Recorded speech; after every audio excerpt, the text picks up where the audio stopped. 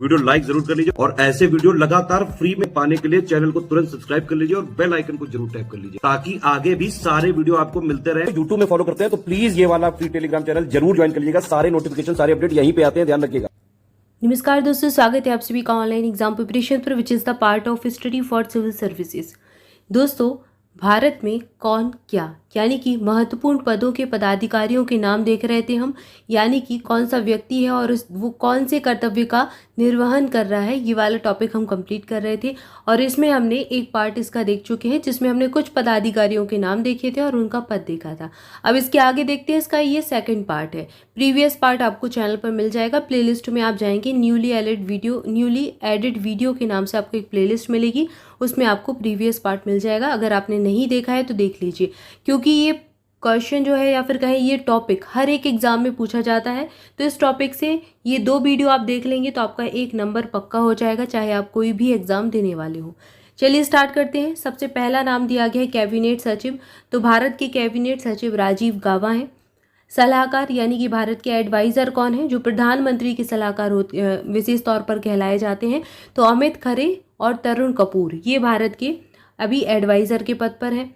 विदेश सचिव foreign secretary के पद पर कौन है, विनय मोहन क्वात्रा अभी भारत के विदेश सचिव हैं।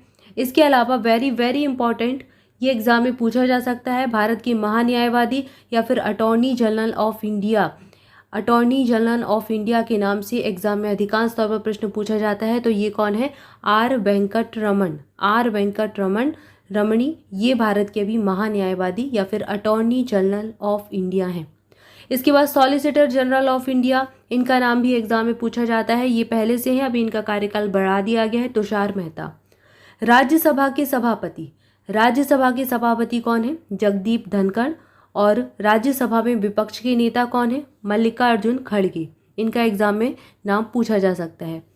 ठीक है, इसके बाद अच्छा यहाँ पर ये जो दिया गया, ये क्रम दिया गया है व्यक्ति के रूप में। जैसे विदेश सचिव है, ये 34 नंबर के हैं व्यक्ति, जो कि अभी आज़ादी के बाद से अगर गिने तो। और अगर महान्यायवादी तो ये 16वें नंबर के हैं। कुछ महत्वपूर्ण पदों के पूछ लिए जाते हैं, जैसे महान्यायवादी का पूछ सकते हैं कौन से क्रम के व्यक्ति हैं, तो 16वें नंबर के व्यक्ति हैं।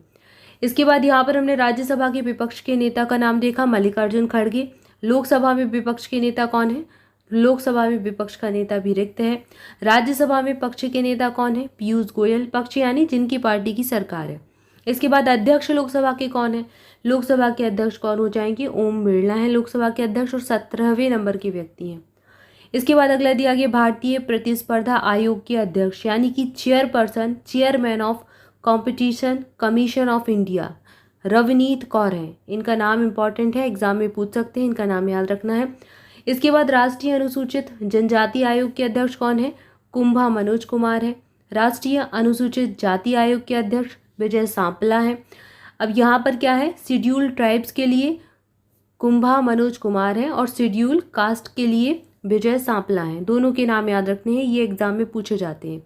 इसके बाद राष्ट्रीय अल्पसंख्यक आयोग, chairman of national commission for minorities, ये कौन है, सरदार इकबाल सिंह लालपुरा।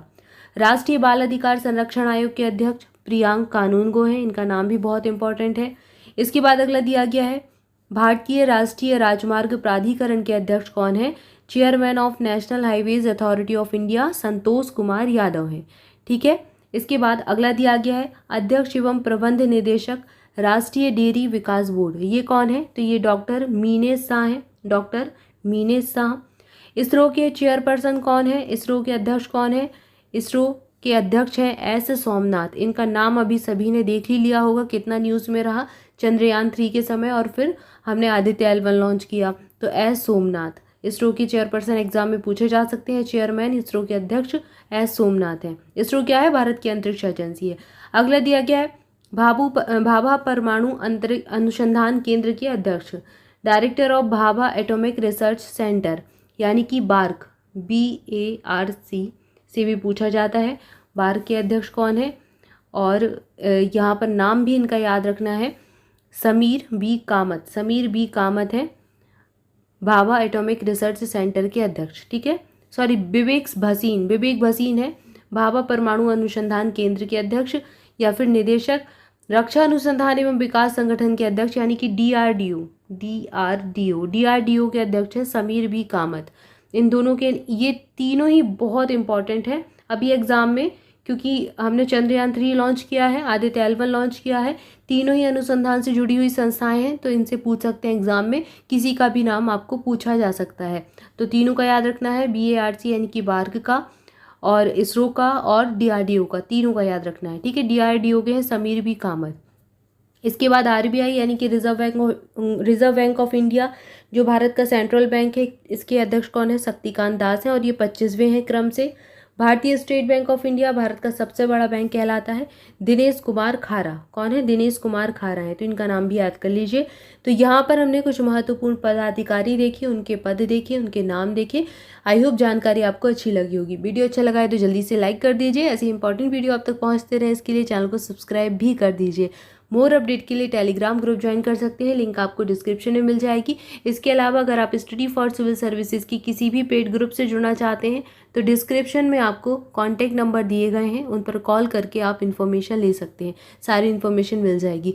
इसके अलावा स्टडी फॉर सिविल सर्विसेज का एप्लीकेशन भी लॉन्च हो गया है। आप प्ले स्टोर पर study for civil services type करेंगे तो आपको ग्रीन कलर का लोगो दिखेगा, तो उसमें आप जा सकते हैं और इस ऐप को इंस्टॉल कर सकते हैं। ऐप में कई सारी चीज़ें आपके लिए डाली गई हैं और लगातार नए नए इनिशिएटिव लाए जा रहे हैं, तो ऐप इंस्टॉल ज़रूर कर लीजिएगा। बस इतनी ही इन्फॉर्मेशन देनी थी। मिलेंगे नेक्स्ट वीडियो में। Thank you for watching this video. Thank you so much.